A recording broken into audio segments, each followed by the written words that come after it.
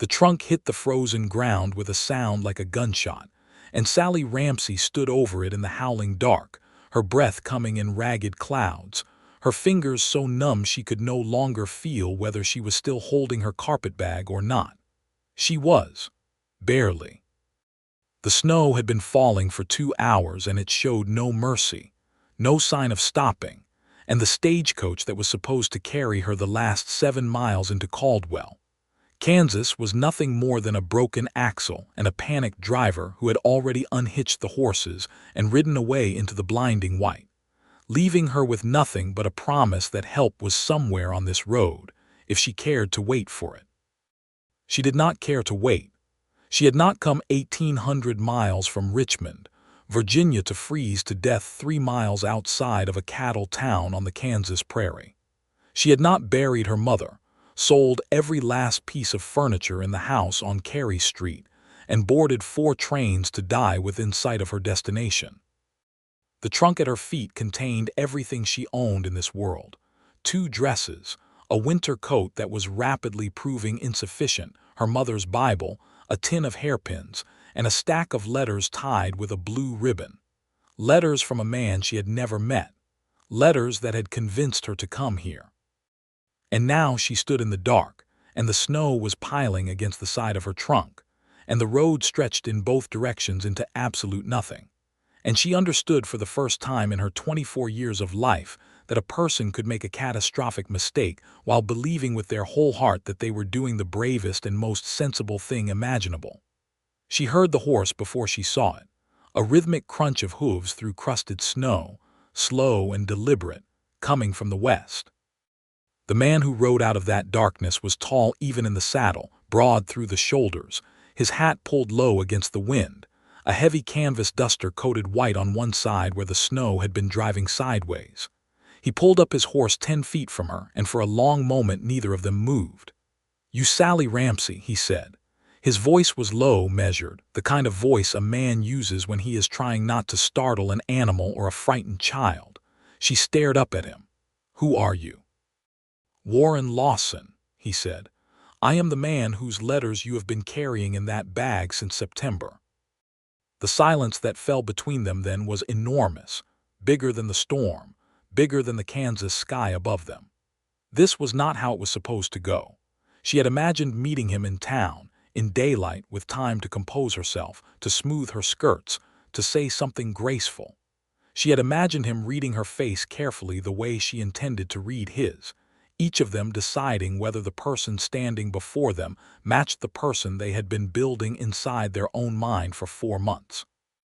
Instead, she was standing in a blizzard with a broken trunk and no feeling in her feet, and he was on a horse and looking down at her, and this was the beginning of everything. She had answered his advertisement in the Richmond Dispatch in the first week of September, 1877. The ad itself had been modest compared to some of the others on that page, the ones that bragged of vast landholdings and Christian character with the kind of insistence that made her immediately suspicious. His had read simply, "Cattle rancher, 31 years, Caldwell, Kansas. Seeks educated, capable woman for honest companionship and marriage. I will not misrepresent myself." "I expect the same." That last line had stopped her cold. She had read every advertisement on that page twice, and most of them 3 times, and that last line was the only thing any man had written that she believed completely. She wrote to him that same afternoon, sitting at her mother's bedside, composing her response on the back of an old household ledger because she had run out of proper stationery. She told him the truth, which she suspected was unusual in this particular marketplace of correspondence. She told him she was 24, unmarried, educated at the Richmond Female Institute until funds ran out in her 2nd year, that she had been caring for her ailing mother for 3 years and had not left the city in that time, that she had no land and no dowry and no connections of use to a man in Kansas, but that she was capable of honest work, that she could cook and keep accounts and ride a horse adequately well, and that she had no interest whatsoever in marrying a man she could not respect. He had written back in 11 days, which she had calculated was about as fast as a letter could make the round trip in those times, meaning he had read hers and replied the same day it arrived. His letter was 2 pages, both sides, written in a careful hand that slanted slightly to the left, and he told her things she had not expected. He told her about his father's death 3 years prior and how he had inherited the ranch at a disadvantage, carrying debts the old man had kept hidden. He told her about the loneliness of the prairie winter, not as a complaint but as a fact, stated plainly, the way a man states the elevation of land he is trying to sell you. He told her he had built the main house himself over 2 summers with help from his ranch hand and one of his neighbors, and that it had 4 rooms and a proper wood stove, and a view of Slate Creek from the back window when the weather was clear. And then at the bottom of the second page, in slightly smaller writing as though he were not sure he ought to include it, he had written, "I do not know if I am a man worth coming to. I know I am a man who would be worth staying for, if a woman gave it long enough to find out." She had read that sentence so many times in the months that followed that the ink on that particular line had gone slightly blurry from the oil of her fingertips. Warren Lawson dismounted in the snow with a single smooth motion and stood in front of her. He was exactly as tall as she had somehow imagined him, which she found both reassuring and unnerving. He had a dark beard kept close, dark eyes beneath the brim of his hat, a jaw that looked like it had been carved from something that did not yield easily to pressure. He looked at her face and then at the trunk and then at the road stretching behind her. "How long have you been out here?" he said. "Perhaps 2 hours. You should have flagged the Thompson place. Their lights are just off the road, half a mile back." "I did not know there was a Thompson place," she said, with more edge in her voice than she intended, because her feet were beyond feeling and her pride was stinging in a way that had nothing to do with the cold. He did not argue with her. He simply bent down and put his hands on her trunk, tested its weight, straightened up, and looked at his horse with a calculating expression. "Brownie is going to carry you," he said. "I will carry the trunk." She stared at him. "That trunk is nearly 50 pounds. "The road is 3 miles, he said, as if this was a complete and satisfactory answer to her concern. "Warren," she said, and it was the first time she had said his name out loud in her life, and they both went very still for a half-second when it happened. "You cannot carry a 50-pound trunk 3 miles in a blizzard." He looked at her steadily. "I can," he said. "I have carried heavier things farther. That is not something a sensible person would choose to do." "A sensible person would not have come to Kansas in November," he said, and the corner of his mouth moved in a way she could not quite classify as a smile, but was in the general family of one. She opened her mouth to reply and then closed it, because he was not wrong, and she had never been in the habit of arguing against the truth. He helped her up onto Brownie, a solid bay gelding who accepted her additional weight with the philosophical calm of an animal that had been through worse. Warren looped the reins loosely over the saddle horn and told her Brownie would follow him and not to worry. Then he hefted her trunk up onto his right shoulder, adjusted his grip, and started walking west. She watched the back of his hat and his wide shoulders, and the way he moved through the snow with the steady, unhurried pace of a man who had decided on a thing, and intended to see it through regardless of circumstance. And something happened in her chest that she could not name precisely, only that it was unfamiliar and inconvenient, and she suspected it was going to be extremely difficult to manage from here on out. It took him exactly 1 hour and 40 minutes to walk those 3 miles. She knew because she counted, watching the sky and the road and the white fields that opened up on either side as the storm began, mercifully to ease.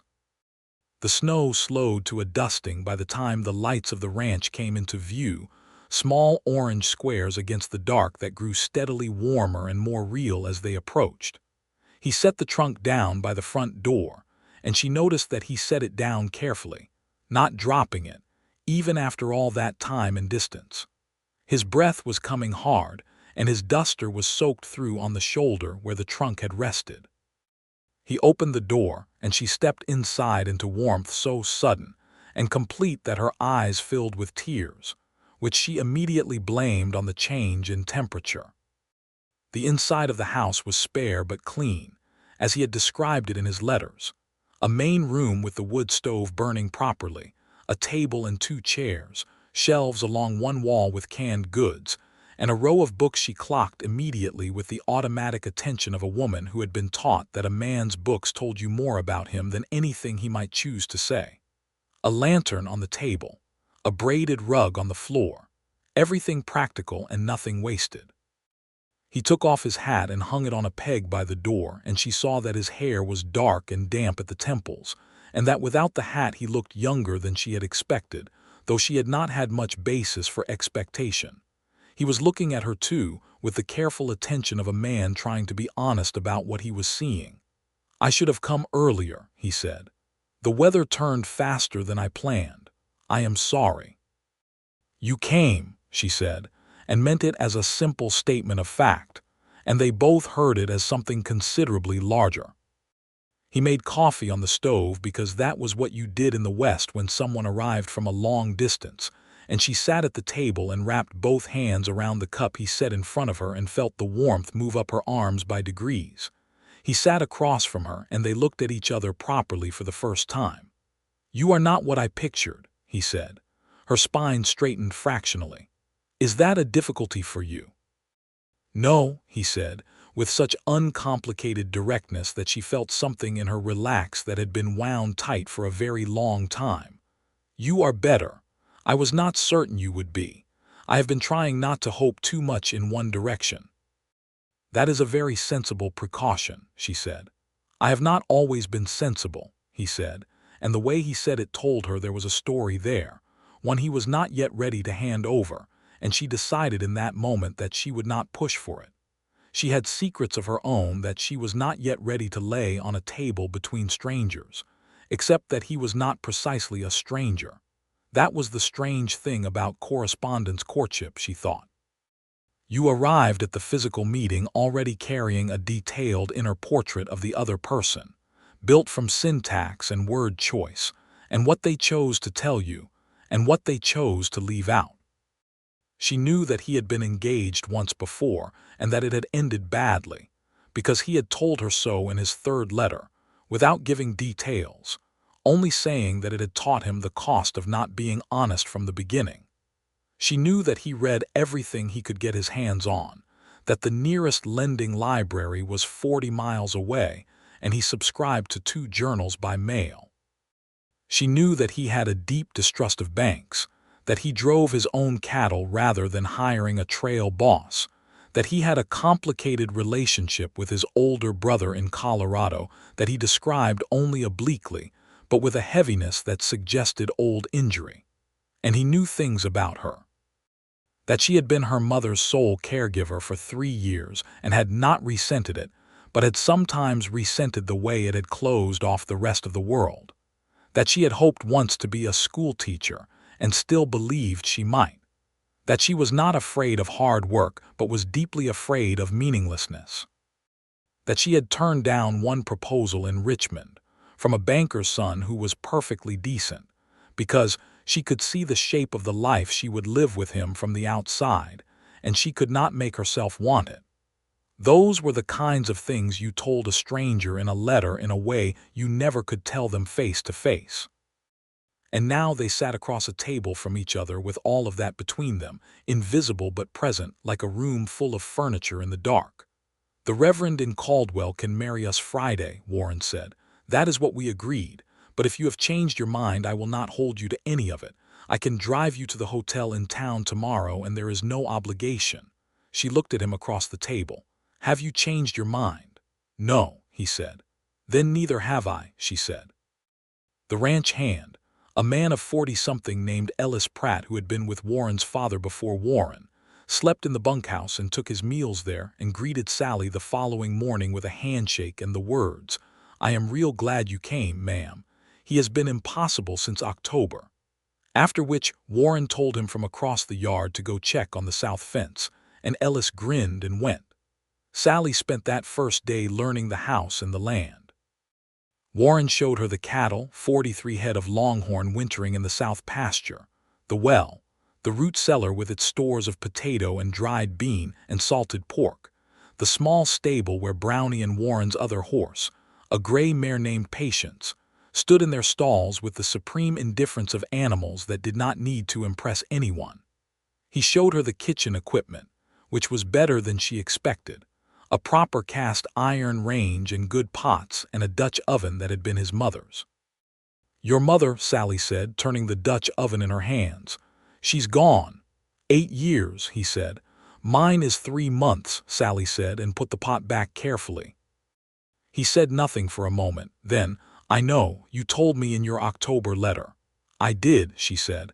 "I sometimes forget what I have told you and what I have only thought about telling you." "What is the difference?" he said.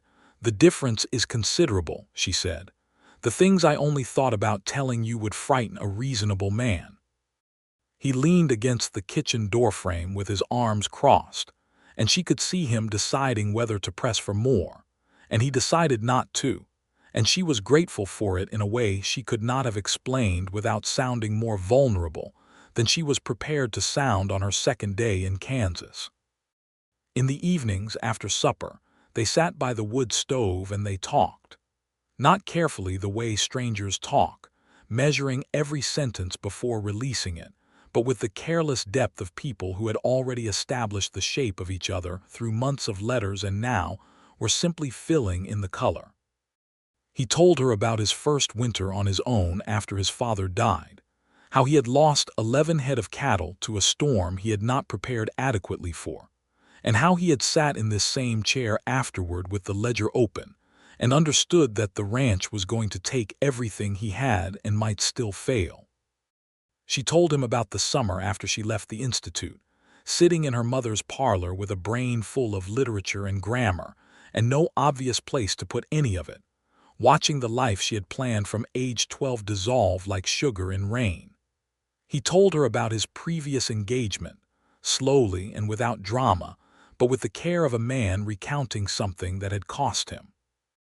Her name had been Clara, a merchant's daughter from Wichita, and they had been engaged for 6 months before she told him that she had never intended to live on a working ranch, that she had assumed he would sell it and move to town, and that she could not imagine spending her life in a house with no neighbors within shouting distance. He had been devastated and then, after some time, relieved, because the version of himself that Clara had wanted to marry was a version that did not exist and could not have been maintained. Sallie told him about the banker's son in Richmond, whose name was George, who had been kind and steady and utterly without any quality that made her chest tighten in the way she had always, stubbornly, believed it was possible for a chest to tighten. She had held out for something she could not name, and the whole of Richmond had considered her foolish for it. "Were you foolish?" Warren said. She looked at the fire through the stove grate. "I am in Kansas," she said. "I suppose we will find out." They were married on Friday, as planned, in the small white church on Caldwell's Main Street, with Reverend Hobbs officiating and Ellis Pratt standing in as witness on Warren's side, and a woman named Pearl Dunham, wife of the town's general store owner, standing on Sallie's side as a courtesy introduction arranged by Warren beforehand. Pearl was a small, energetic woman of 30 who had been in Kansas 12 years and had the particular confidence of someone who had survived a great deal and found it had not reduced her. She took Sallie's arm the moment they met and said, "You have a good face, I can always tell." And Sallie decided immediately that Pearl was going to be the closest thing to a friend she had in this place, and she was right. The ceremony was short and practical, and Warren said his vows in the same low, measured voice he used for most things, with his dark eyes on her face, and his expression showing exactly as much emotion as a man like him allowed himself to show in public, which was less than she could feel radiating off him in waves. She said hers clearly, because Sallie Ramsey had never in her life mumbled anything she meant. When Reverend Hobbs said Warren could kiss his bride, Warren did so with a kind of restrained deliberateness that was somehow more affecting than passion would have been. His hands came up to hold her face gently, and he kissed her once, firmly, and then looked at her in the way A man looks when he is checking whether something terrible has happened or something wonderful, and cannot quite be sure which yet. They drove back to the ranch in his wagon through 3 inches of frozen snow in weather that had gone cold and bright and clear after the storm. And the Kansas sky in that kind of winter light was so enormous and so blue that Sallie felt physically pressed down by it. Not unpleasantly, in the way you feel pressed down by the ocean when you see it for the first time. She sat beside him on the wagon bench with her hip against his hip because the bench was not wide, and neither of them moved away. "Well," she said. "Well," he said. "Are you frightened?" she asked. He considered this for a long time, long enough for the wagon to pass the frozen stock pond and the stand of bare cottonwoods along the creek bank. "Yes," he said. "Are you?" "Terrified," she said honestly. "Good," he said, which was such an unexpected thing to say that she laughed, sharp and surprised, and he smiled, a real one this time, the kind that changed the whole arrangement of his face and made her understand suddenly with great clarity exactly what she had let herself in for. The early weeks of their marriage were a careful, deliberate process of learning to share a life. There was nothing simple about it. Sallie had lived with her mother and no one else for 3 years, had become accustomed to her own rhythms, her own silences, the particular shape of solitude. Warren had lived alone for longer than that. They bumped against each other's habits with a kind of polite friction that was sometimes funny and sometimes genuinely tense. He was a man of fierce early mornings up before dawn, out in the yard before she had finished braiding her hair. She was not a morning person and had never pretended to be.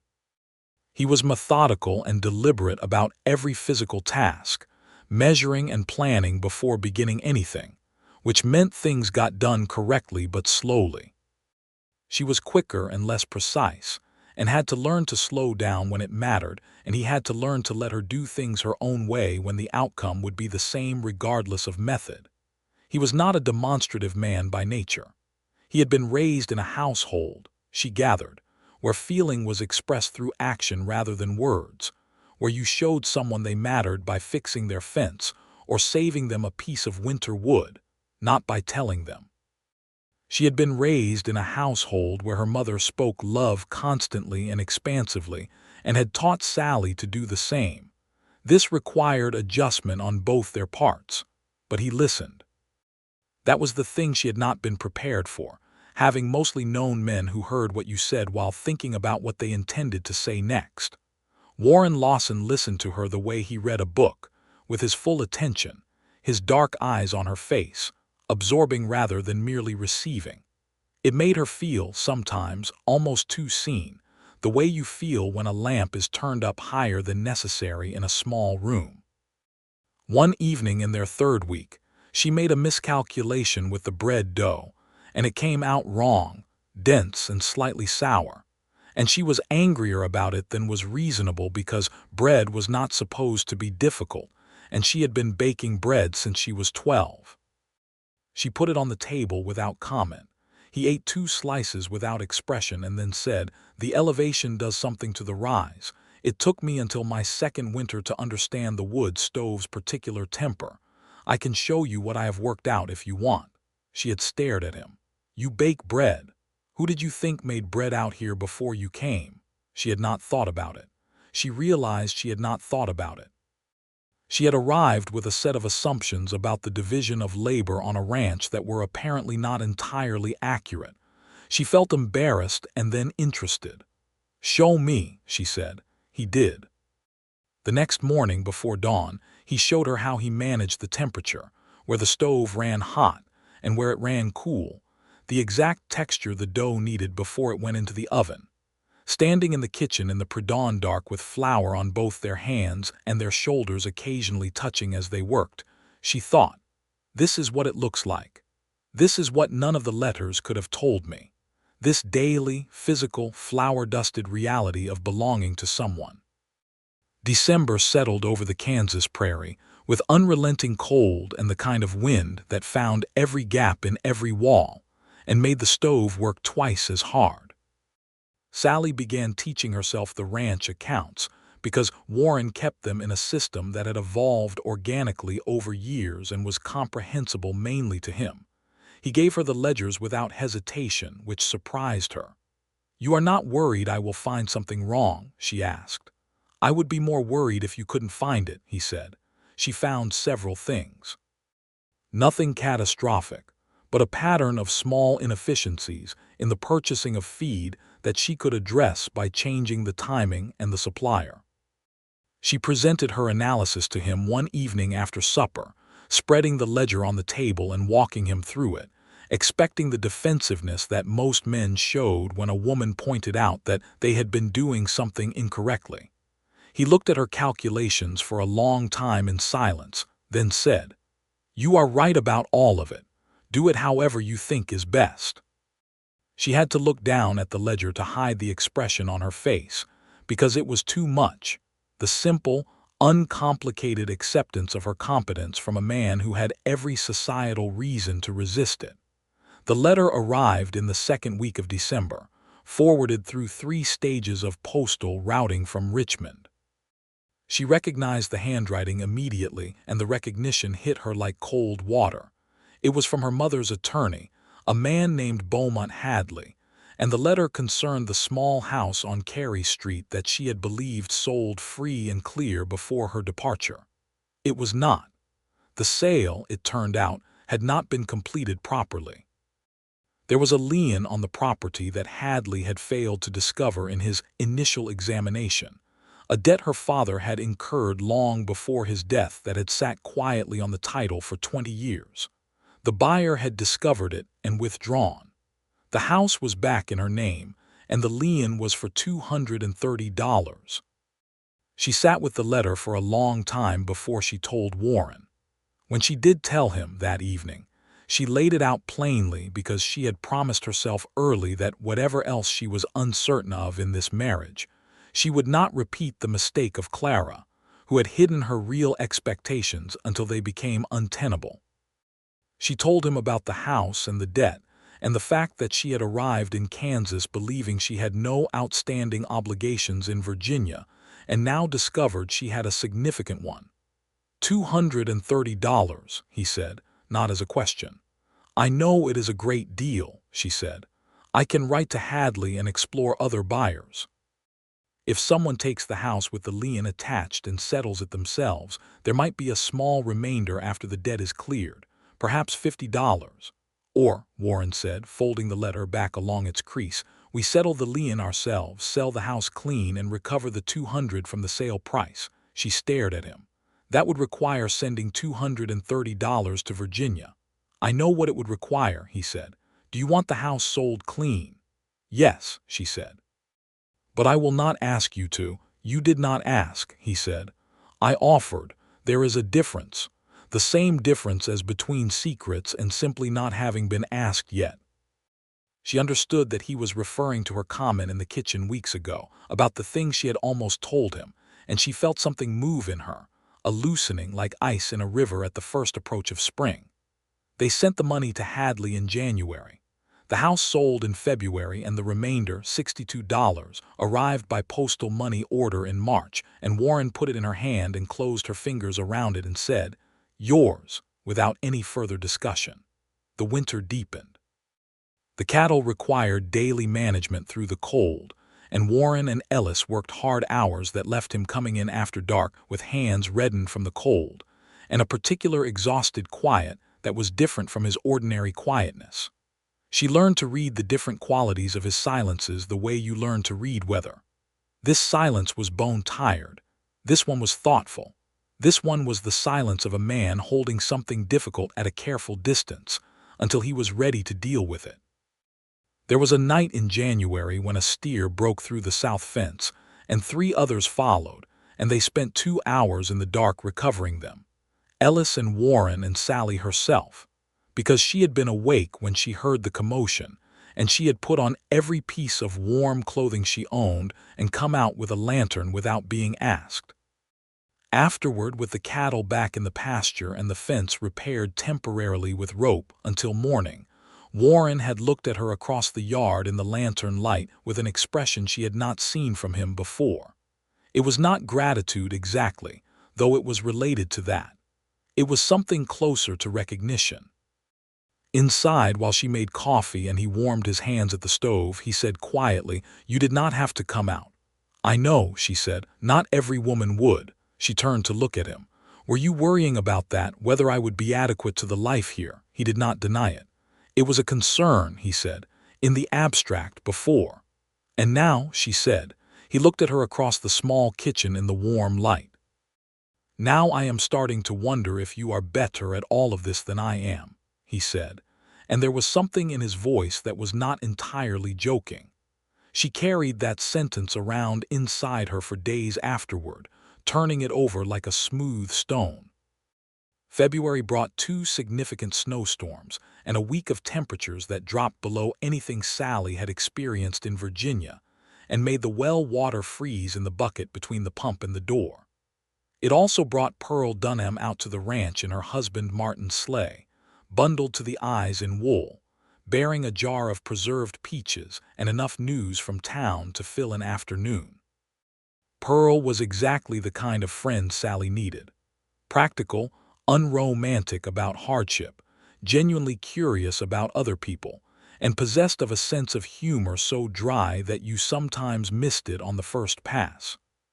She talked about the town's latest scandals, the ongoing feud between 2 neighboring ranchers over water rights, the new schoolhouse that had been half-built, and then abandoned when the contractor took the town's money and disappeared, the question of whether Caldwell was going to continue to grow or whether the shift in the cattle drives would eventually leave it stranded. "They need a school teacher," Pearl said, wrapping her hands around her coffee cup. "Have for 2 years.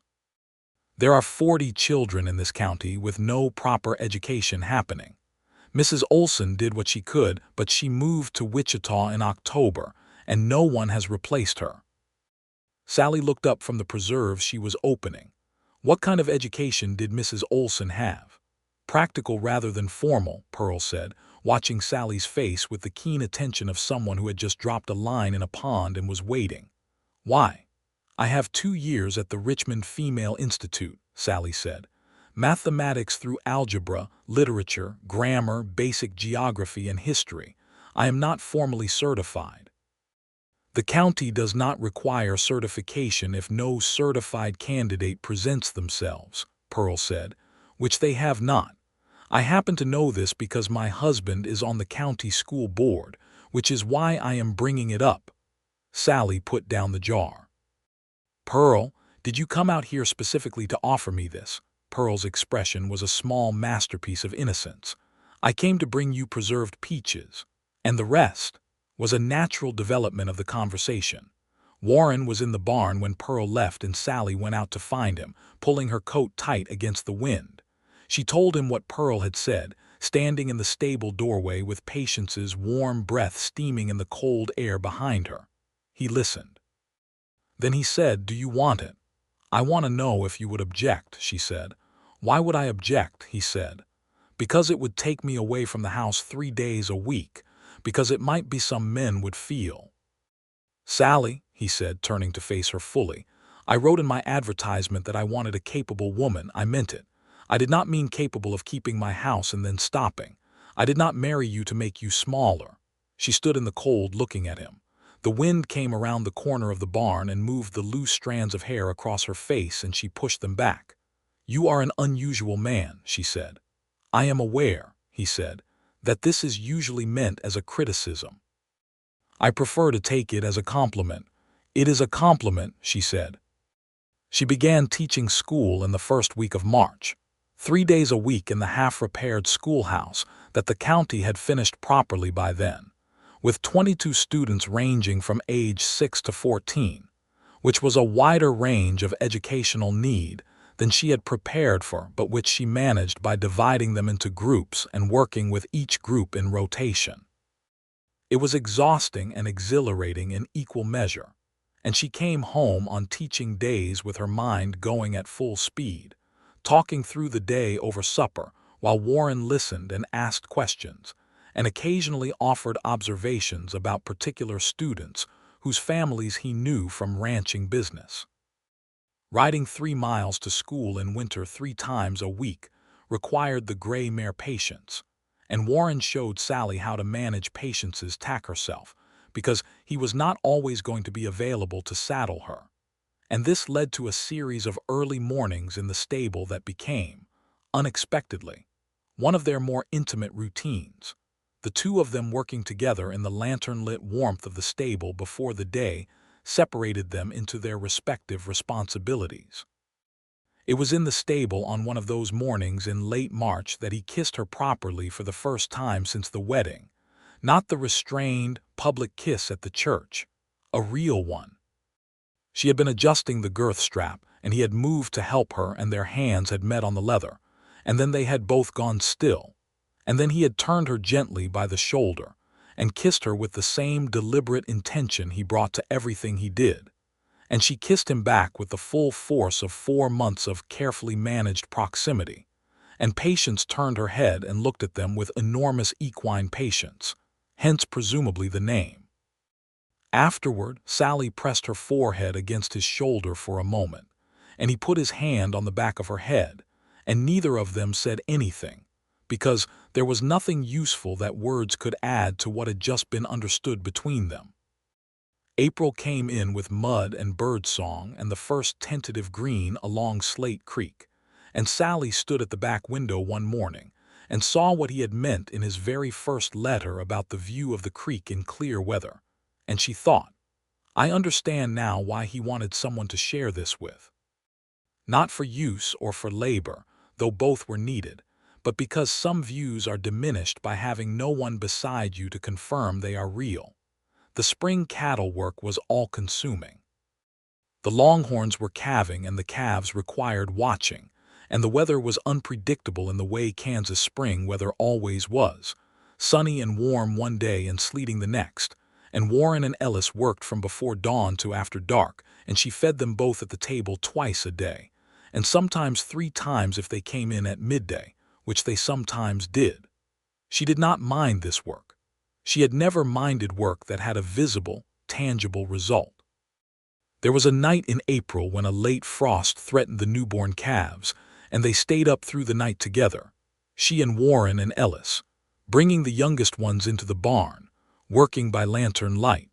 And at some point in the small hours, Warren sat down against the stable wall with a calf across his lap to keep it warm, and she sat down beside him, and he put his arm around her without looking up from the calf.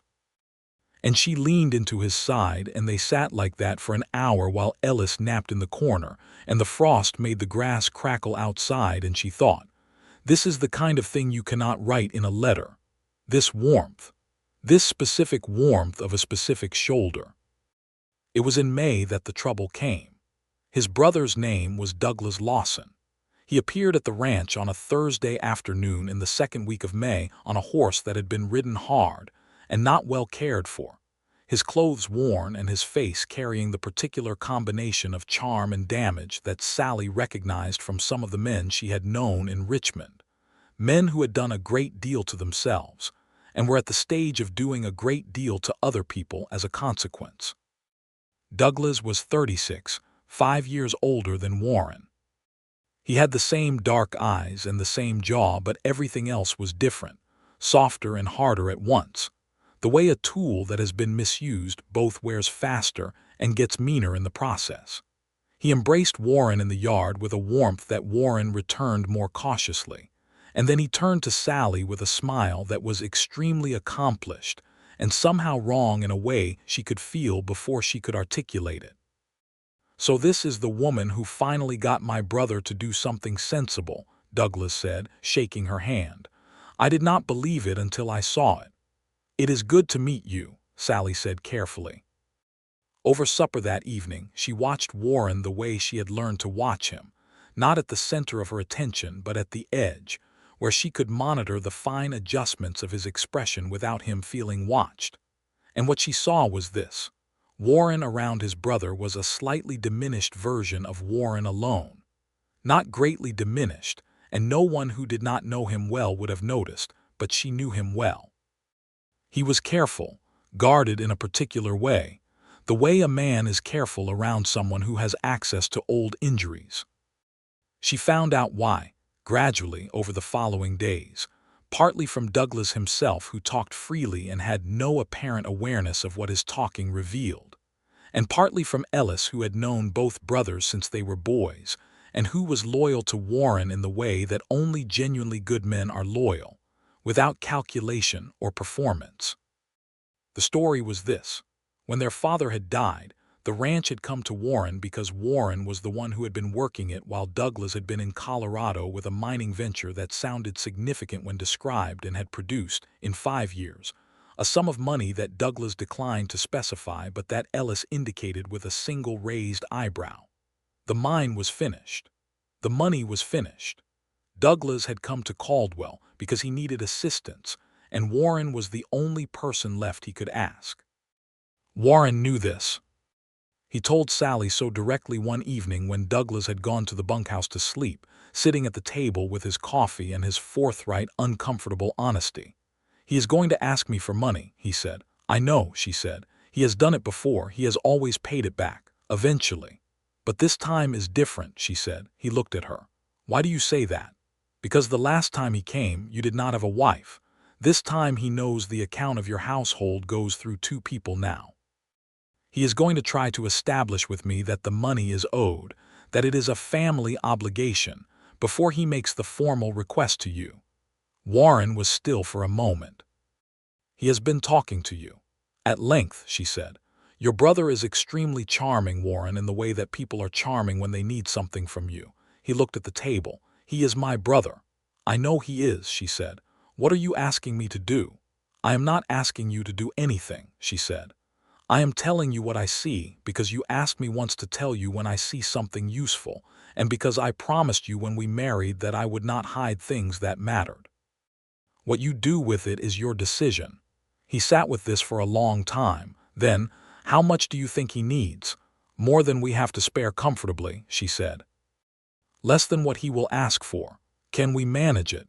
If he takes what I believe we can give without tipping the feed and cattle account sideways," she said, "and if he does not come back within the year, yes." He looked up at her. "You have already run the numbers." "I ran them the day he arrived," she said. He shook his head slowly, not in disagreement, in something closer to disbelief, the slow headshake of a man who keeps encountering evidence of something he did not fully believe was possible when he first read about it in a letter. Douglas stayed 2 weeks. He asked Warren for money on the 3rd day.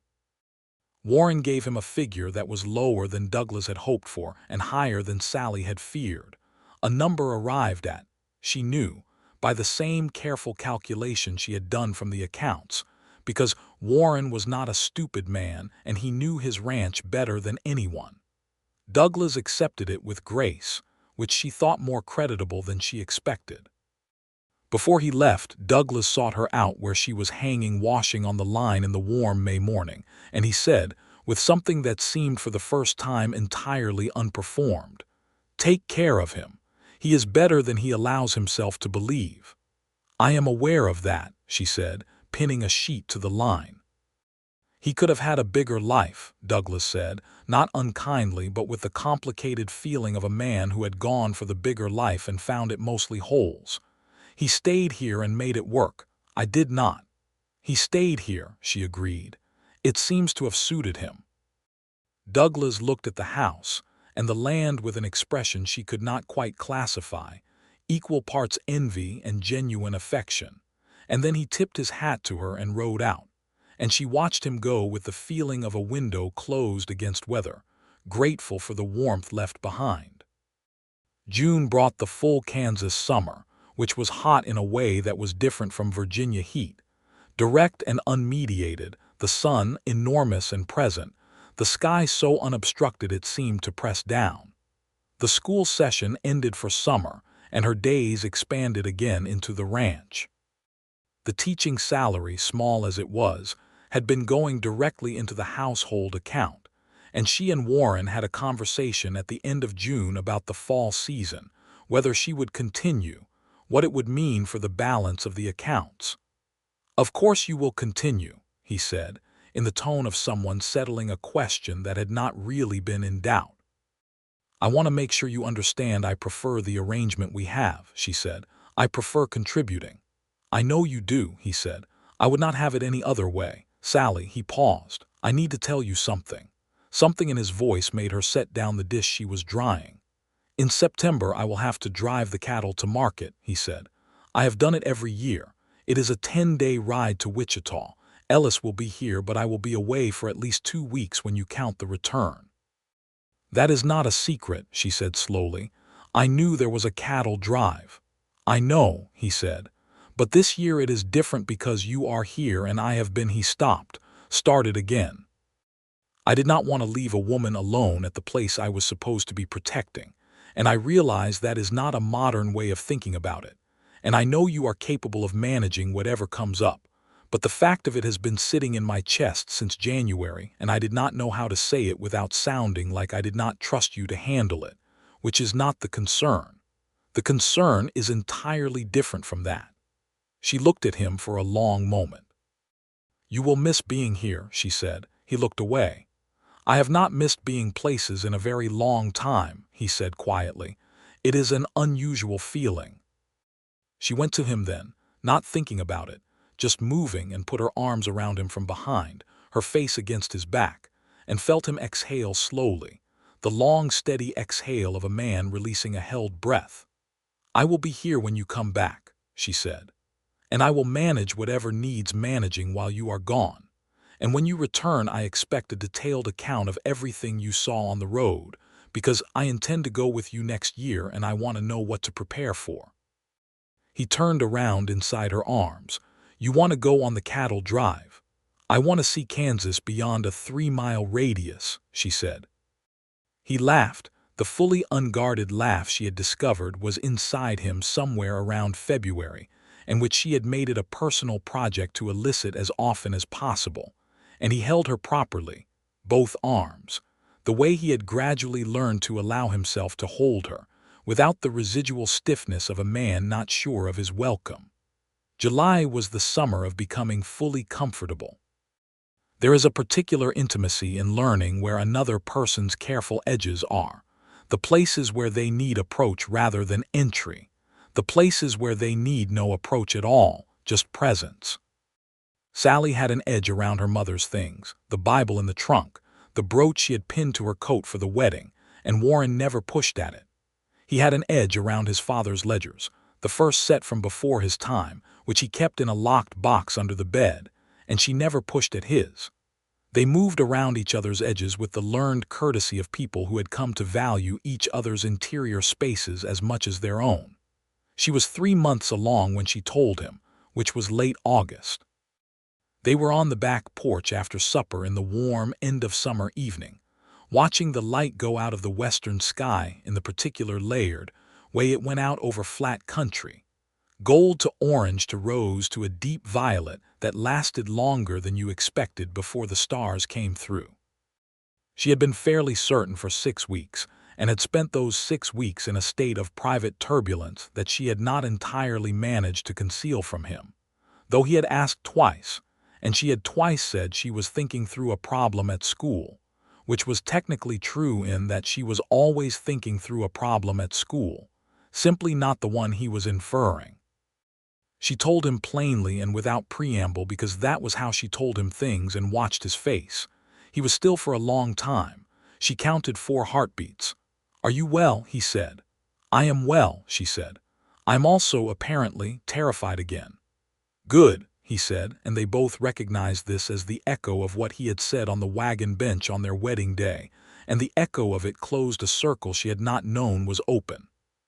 He moved closer to her on the bench and put his arm around her, and she leaned her head against his shoulder, and the violet light faded, and the stars came through one by one, and the coyotes started their evening conversation somewhere south of the creek.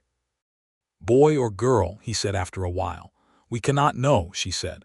Conjecture is free, he said. She thought about it. I think a boy, she said. I think he will have your temper and my stubbornness, which is an alarming combination. My temper is perfectly reasonable, Warren said. Your temper is perfectly reasonable, she agreed, when everything is done correctly, which is an extremely high standard. You have never met a man more tolerant of imperfection, he said.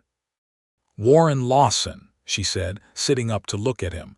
You rebuilt the kitchen door hinge 4 times because the first 3 were not level enough. It needed to be level, he said, entirely without apology. She laughed and leaned back against him and felt his hand settle carefully against her side, and thought, I carried a Bible and a stack of letters and a tin of hairpins all the way from Virginia, and I found this.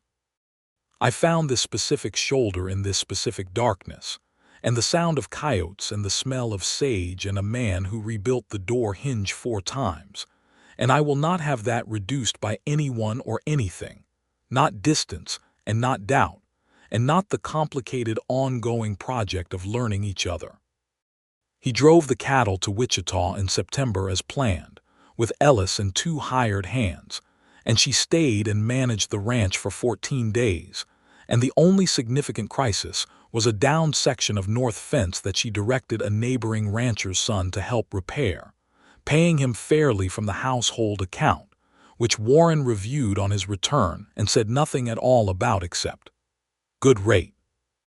He came back with the cattle money and a bolt of good blue wool fabric he had found in a Wichita dry goods store, bought without mentioning it, which he set on the table when he came in the door with the expression of a man who has done something he is not completely sure will be well received. She looked at it, and then at him, and then back at the fabric, which was exactly the blue of the ribbon that tied his letters together in her trunk. I did not know what you might need, he said. I need a winter dress, she said. This will make an excellent winter dress. Good, he said, and she went to him, and he held her with the particular relief of a man who has been away from the place he belongs and is now back in it. The baby arrived in March. It was a difficult birth, long and exhausting, attended by the Caldwell doctor and Pearl Dunham, who held Sally's hand through most of it with a grip like iron, and talked to her continuously in a low, calm voice about everything except what was happening, which Sallie later told her was either a stroke of genius or an act of desperation. Both, Pearl said. Warren paced the front room for 9 hours and only sat down when Ellis, who had apparently gone through this before with his own children years earlier, brought him a cup of coffee and told him pacing did not help and he should sit. It was a boy, as she had predicted, born just before dawn in the manner of his father, determined, unhurried, and without any apparent interest in compromise. They named him James, for Warren's father, and also Henry, for her own father who had been dead 15 years, so his full name was James Henry Lawson, which was a considerable name for a person so new. Warren held him with the careful, slightly awed expression of a man handling something important that he has no established protocol for, and the baby looked up at him with the blank, total attention of the newly born, and Sallie watched both of them from the bed where she was exhausted down to her bones but awake, very awake, with the particular fierce alertness of someone who knows they are inside a moment they will carry for the rest of their life. He looks like you, Warren said. He looks like a person who has just arrived somewhere surprising and has not yet formed an opinion, Sallie said. Warren looked up at her. How are you? I am extraordinary, she said, and meant it in both the ordinary and the uncommon sense. He sat on the edge of the bed and she leaned against his shoulder, and the baby made a small sound between them, the most complete sentence either of them had ever heard, and the eastern light came through the back window over Slate Creek, turning the room pink and gold. Pearl put her head in the door, saw the 3 of them, and quietly removed herself to make breakfast, because Pearl always knew the shape of a moment, and when she was not required in it. The years that followed had the particular quality of good years, which is to say they were not without difficulty, but the difficulty was the kind that built rather than depleted, the kind that left you more rather than less at the end of it.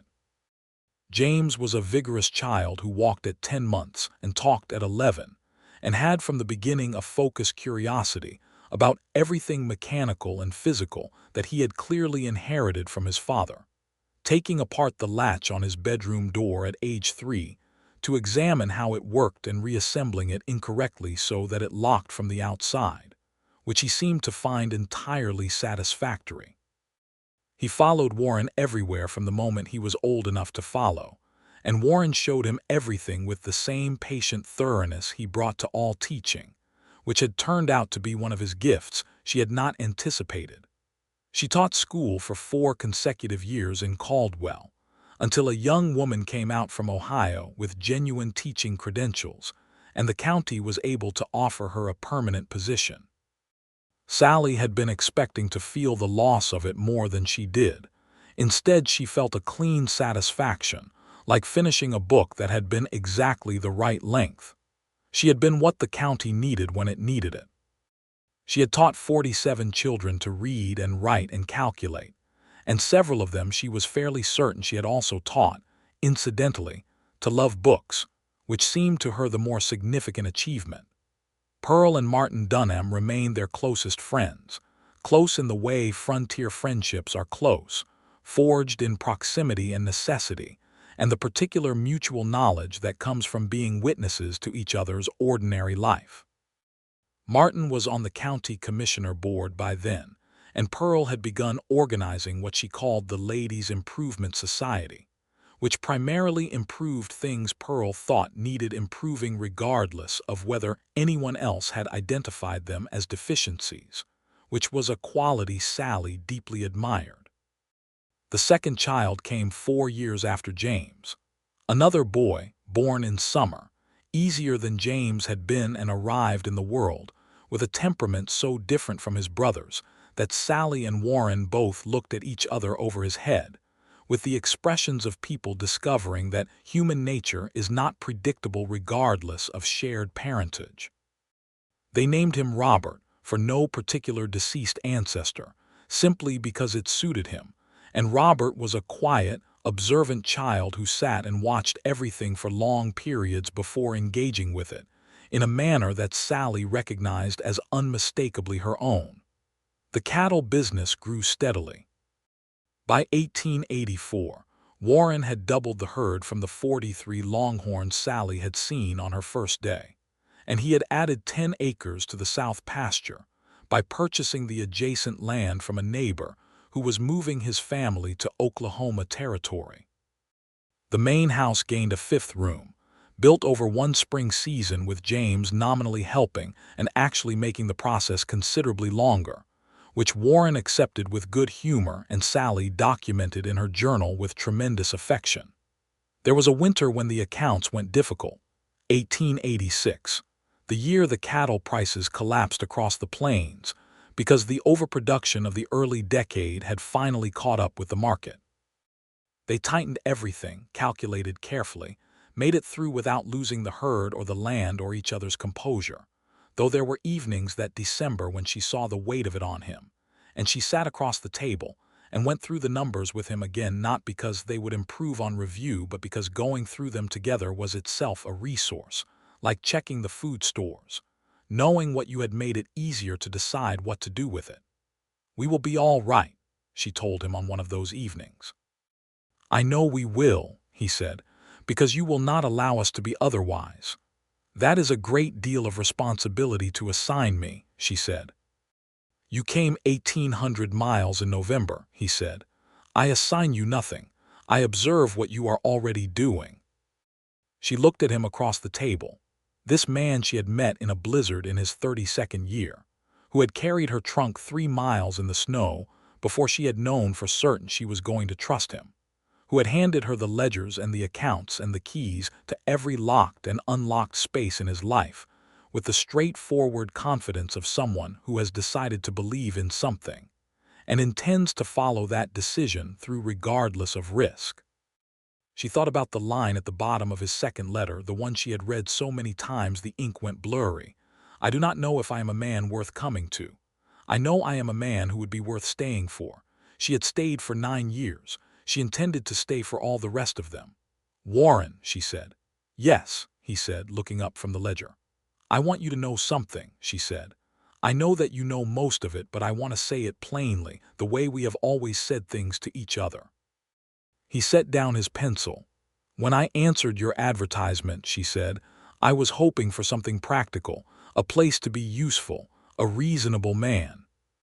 I had let go of the other things, the things that make you feel foolish for wanting them because the practical world has no patience for them. I had let them go. He was very still. You gave them back to me, she said. I did not expect that. I had not planned for it, and it threw my entire system of managing expectations completely sideways, and I was angry about it for a while. Did you know that? The corner of his mouth moved. I suspected, he said. The bread incident. The bread incident was genuinely the bread, she said, but also somewhat about this. I know, he said. I love you, she said. I have loved you since approximately the stable in March, although I had been fighting it since the wagon bench on the wedding day, which is something I should perhaps have told you closer to the time. He was quiet for a moment.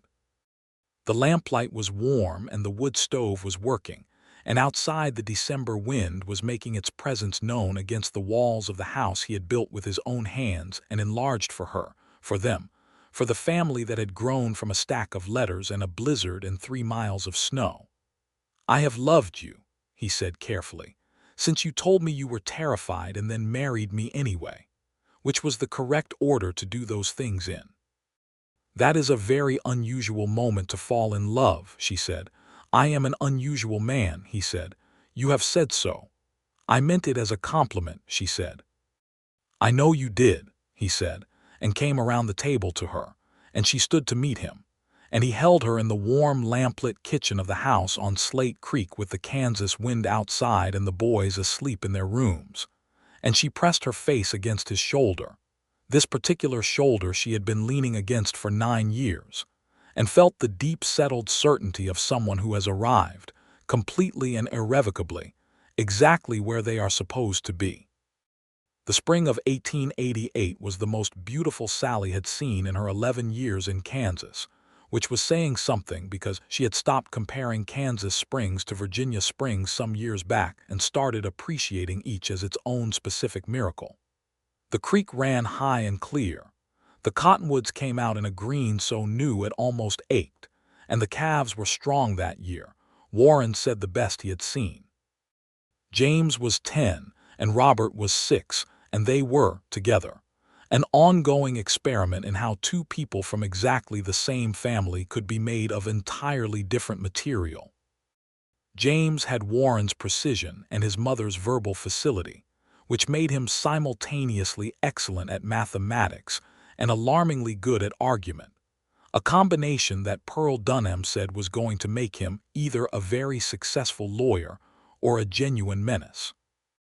Robert had Sally's watchfulness and his father's quietness, and sat on the porch steps for an hour one April evening observing a robin build a nest in the cottonwood, and then described it to his mother at supper with such careful and complete detail that she had to press her lips together to contain her expression.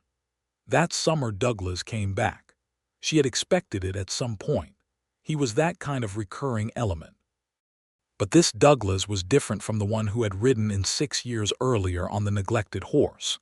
This one was quieter, steadier, with something resolved about him that she had not seen before.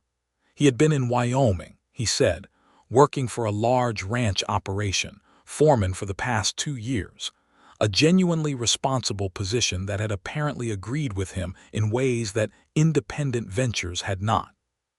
He stayed 3 days and paid Warren back the money from 6 years ago, counting it out at the table with the careful dignity of a man who needed this specific act to mean something to himself. You did not have to do this, Warren said. I know, Douglas said. That's why it matters. Sallie made sure to be in another room for that particular conversation, because some things between brothers need the privacy of not being witnessed. Before Douglas left, he helped Warren repair the roof of the north stable, working alongside him for a full day without being asked, and she watched them from the kitchen window and thought about the complicated mathematics of family, how people who have hurt each other can sometimes, slowly, over years, find their way to a working sum. The third child came late in the fall of 1889. A girl this time, with Sally's coloring and her father's eyes, born into the beginning of October with the cottonwood leaves coming down outside the window in a steady golden fall. They named her Margaret, which had been Sally's mother's name, and Warren held the name in his mouth for a moment when she suggested it and then said, "Yes, that is exactly right." Margaret was from the beginning a child with strong opinions and no particular interest in keeping them to herself, which Sallie recognized with a mixture of amusement and resigned foreknowledge as essentially her own character arriving from another direction. Warren watched his daughter with an expression of careful delight that she only saw him use for very specific things.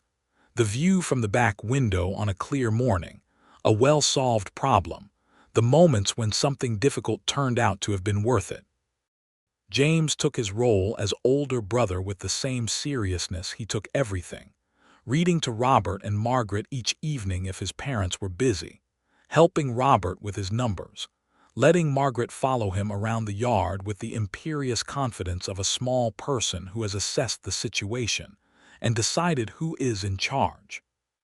Robert watched Margaret with the tranquil observation he brought to all phenomena, apparently finding her endlessly interesting in the way one might find an unusual bird both baffling and worth extended study.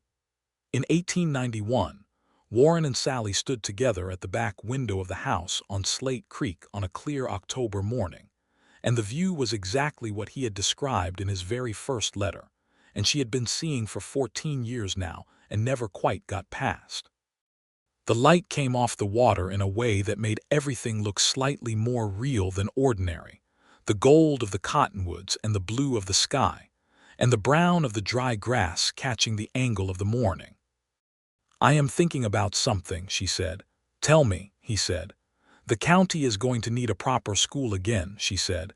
"A real building, a real curriculum. Pearl has been talking to Martin about the bond issue.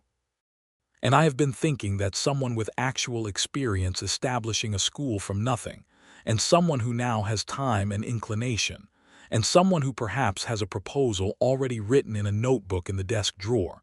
"Sallie," he said, "have you been writing a school proposal in a notebook in the desk drawer?"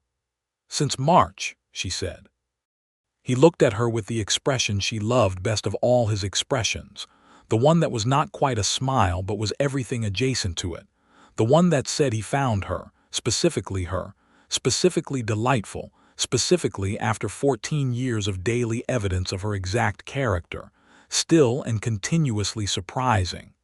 "Show me the proposal," he said. She went to the desk and brought back the notebook, and they sat at the table together in the October morning light, and she walked him through it page by page, the curriculum and the staffing and the budget and the facilities, and he read it the way he read everything she showed him, with his full attention and without any of the reflexive resistance that would have made her work impossible, and said, "The budget for the wood stove installation is low. I know the price of iron pipe. Put in another $8. She changed it. He read on. This was them, after all of it. This was what they had built, not just the house and the herd and the family, but this specific habit of collaboration, this particular partnership forged in a blizzard on a Kansas road in November of 1877, when a man with dark eyes rode out of the dark and said her name, and told her he was the man whose letters she had been carrying, and then picked up her trunk without further argument and walked 3 miles through the snow because that was who he was. A man who saw what needed doing and did it, without ceremony, without expectation, without requiring anyone to tell him he was remarkable. She had figured out that he was remarkable on her own. She had been figuring it out continuously for 14 years, and she expected the project to occupy her for the rest of her life, which was the very best kind of project, the kind that never fully concludes, that keeps offering new evidence, new layers, new reasons to stay.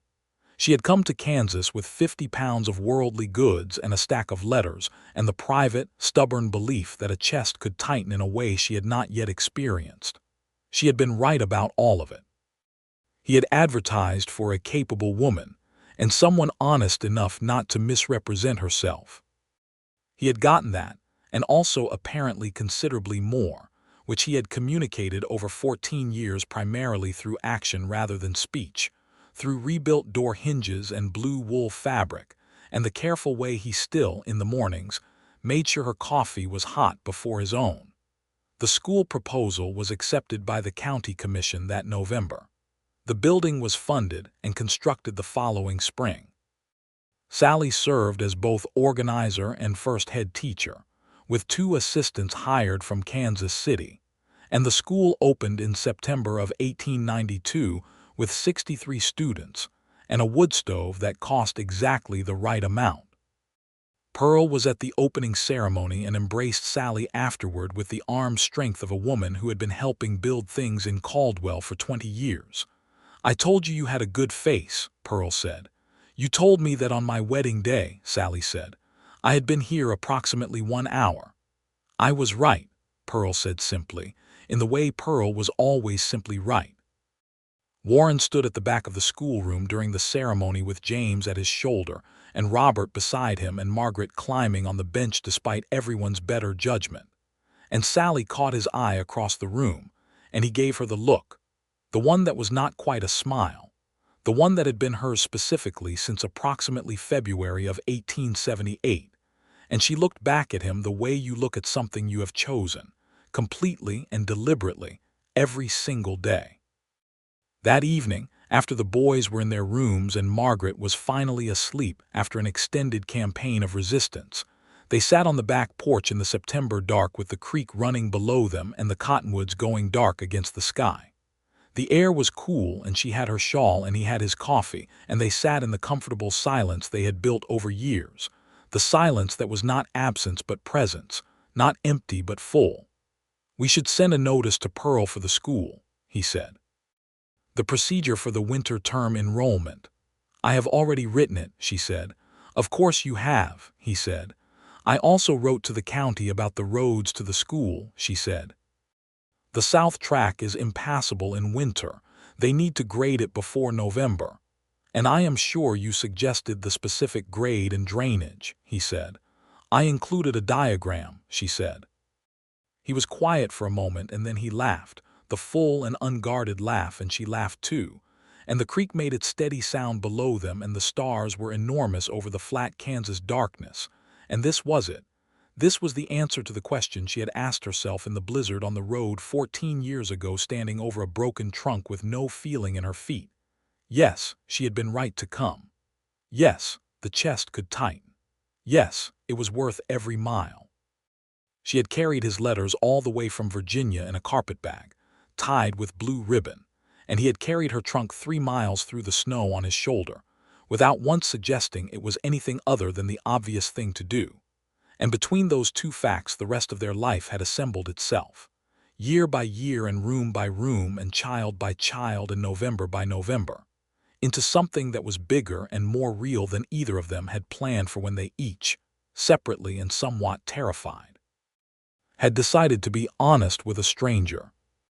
The stars came through over Slate Creek, and the cottonwoods whispered in the night wind, and Warren Lawson put his arm around his wife on the porch of the house he had built, and she leaned against his shoulder in the dark, and they stayed there, in the good and settled warmth of everything they had made together, until the night was quiet and deep, and the creek was the only voice left in it.